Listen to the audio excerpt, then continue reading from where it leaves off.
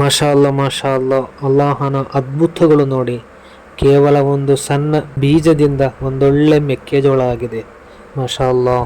ಅಲ್ಲಾಹನು ಕುರ್ಆನಿನಲ್ಲಿ ಒಂದು ಕಡೆ ಹೀಗೆ ಹೇಳ್ತಾನೆ, ನಾನು ನಿಮಗೆ ಭೂಮಿ ಕೊಟ್ಟಿಲ್ವ, ವಿಶಾಲವಾದ ಭೂಮಿ ಕೊಟ್ಟಿಲ್ವ, ಆಕಾಶ ಕೊಟ್ಟಿಲ್ವ, ಫಸಲುಗಳು ಕೊಟ್ಟಿಲ್ವ, ಧಾನ್ಯಗಳು ಕೊಟ್ಟಿಲ್ವ.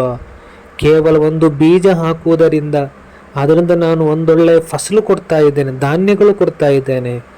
ಒಂದು ಗಂಡಿನ ಬೀಜದಿಂದ ಒಂದು ಹೆಣ್ಣಿನ ಗರ್ಭಾಶಯದ ಮೂಲಕ ಮನುಷ್ಯರನ್ನೇ ಸೃಷ್ಟಿ ಮಾಡುತ್ತಾ ಇದ್ದೇವೆ ಅಲ್ವಾ.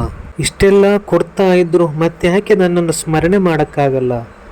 ನನಗೋಸ್ಕರ ನನ್ನನ್ನು ಸ್ಮರಣೆ ಮಾಡಿ 5 ಹೊತ್ತು ನಮಾಜ್ ಯಾಕೆ ಮಾಡೋಕ್ಕಾಗಲ್ಲ? ನಿಮಗೆ ಮಳೆ ಕೊಟ್ಟವರು ಯಾರು? ಬೆಳೆ ಕೊಟ್ಟವರು ಯಾರು? ನಿಮಗೆ ಬೆಂಕಿ ಕೊಟ್ಟವರು ಯಾರು?